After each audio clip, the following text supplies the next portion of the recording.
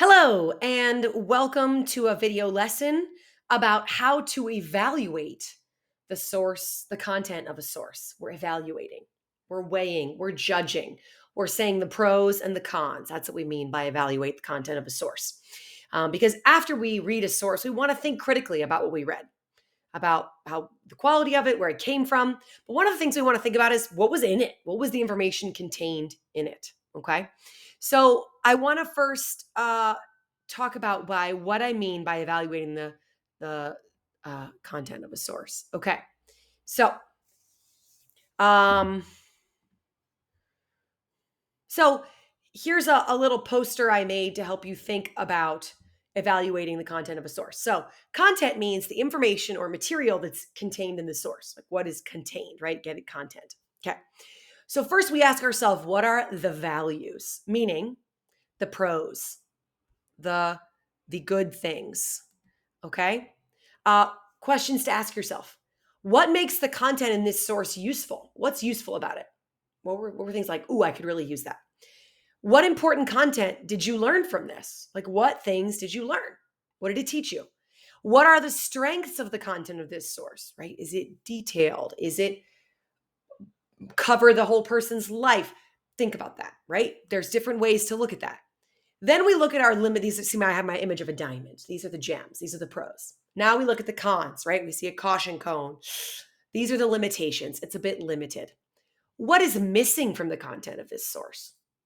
Is there something left out, something they didn't explain well enough, something you want to go further on? What questions remain that this content didn't answer? And what are generally the weaknesses of the content of this source? What are the weaknesses? What could have been better? It's okay.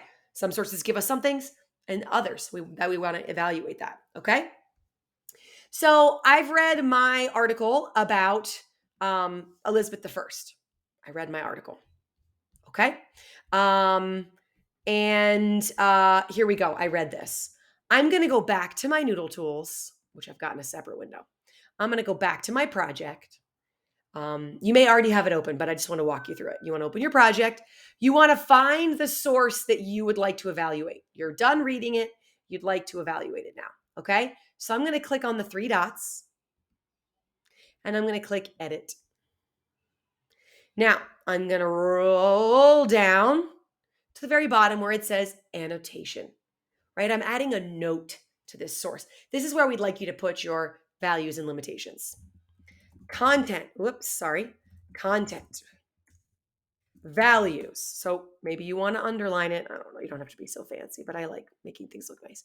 So I'm evaluating the content, the values of the content, good overview of her whole life, general, big ideas, right? I got a clear understanding of the big picture. Gave me a clear understanding of the big picture. Okay, now I'm going to write limitations.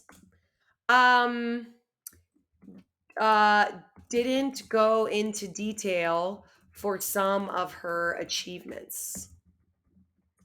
I want to know more about the defeat of the Spanish Armada.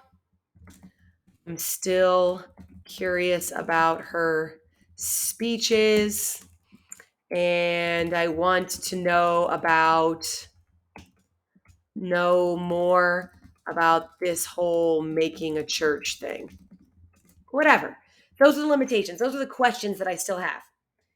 Why do we want you to do this? Well, we want you to reflect before you find your next source. Research is a journey and it leads you on a path. And you need to sort of be aware of where you are in your journey. I now feel really good about her whole life. Like I could give you a nice general overview. I understand who she was. But now for my presentation, I also want some direct quotes. This didn't have any. Sorry, you can't see that behind my face. Now I know, what do I need next? What do I want to hunt for next in my next source? I know what, if I look at the limitations, I'm going to look for a source for my next one that maybe goes into that in more detail. So this is going to guide me. So I don't want to read another article just like this. If I get all the same information again, that's a waste of my time. I need something new. I need something deeper. I need something more specific, right? So we'll talk more about how to go on to that next step. But this is where you want to put it. Now make sure you click save.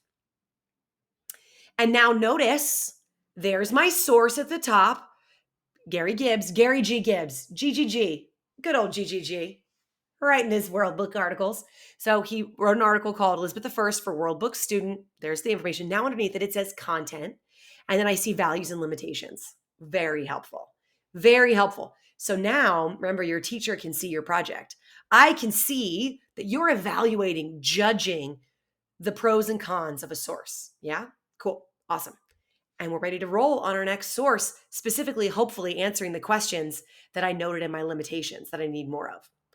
And it's also possible a source has 0 limitations. It's possible. If your source has no values, why did you read it?